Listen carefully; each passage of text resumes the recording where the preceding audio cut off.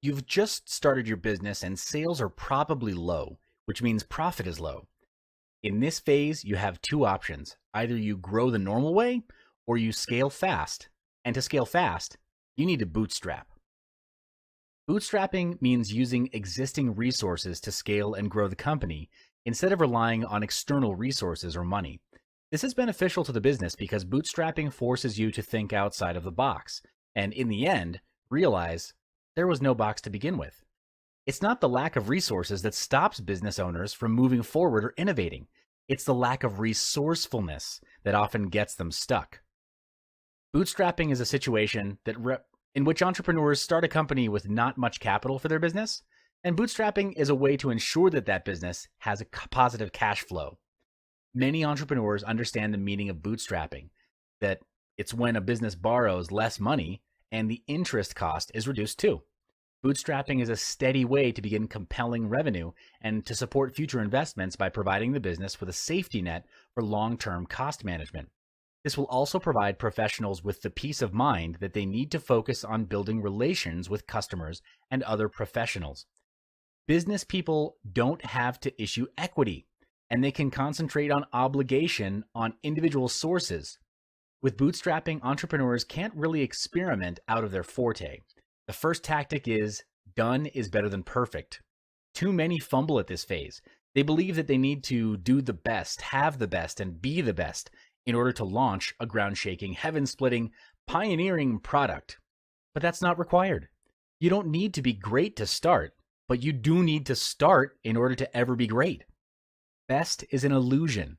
Perfection is an even bigger illusion. From my experience, the pursuit of being the best is a fear of rejection, and too many focus on what other people will say. To get started, just get started. Get cracking. Put a time frame and have the product launch within that time frame.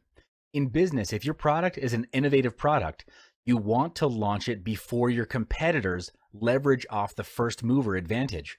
This advantage captures the first slice of the market pie, and when done right, it can establish either your position in the market or theirs. Which one do you want?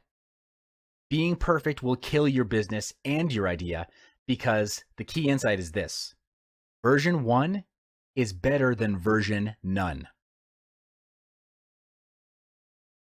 Let's continue talking about bootstrapping. If you've just started your business and sales are low, that means profit is low.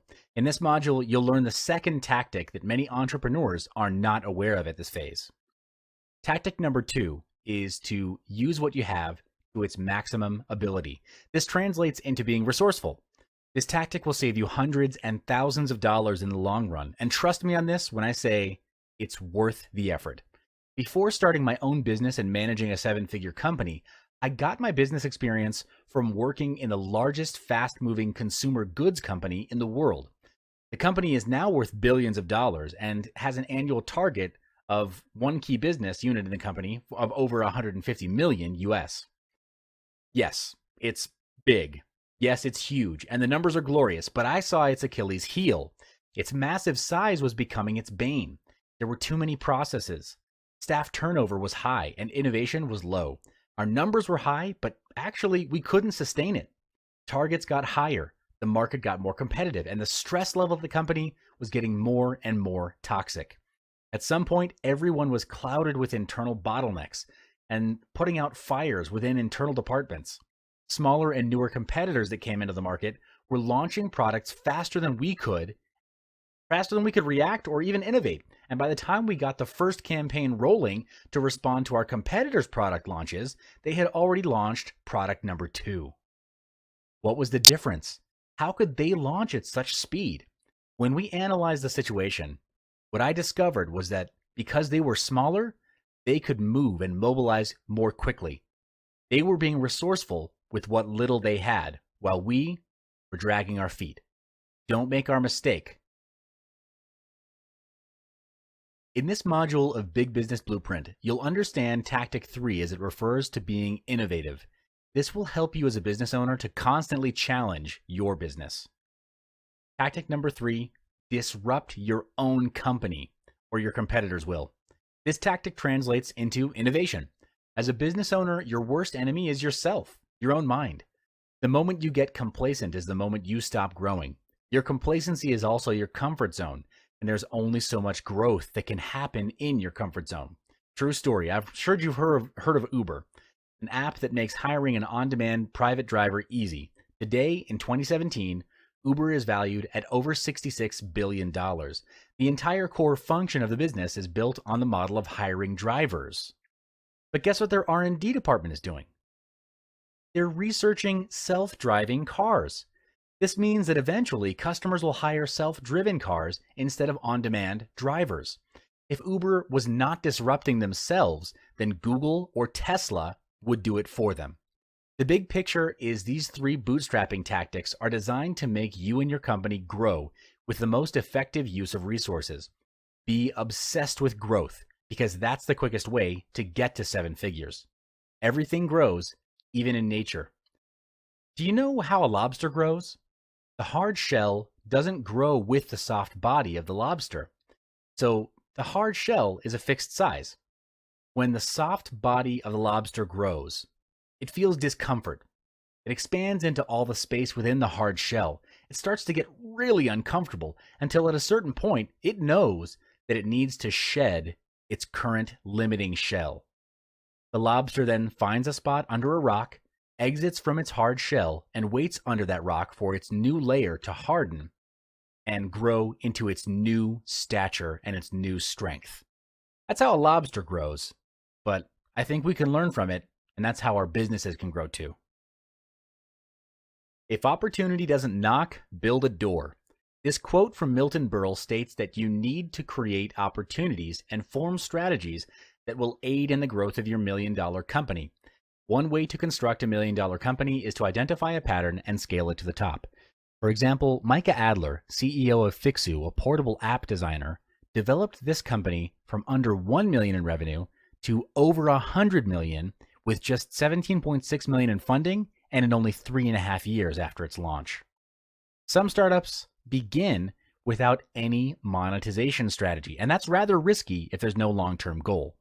Twitter is an example of this phenomenon, but there are countless other companies out there building up their free user bases, hoping that inspiration and consequently financial stability will eventually strike along the way. But most gainful organizations work from one of two conscious models.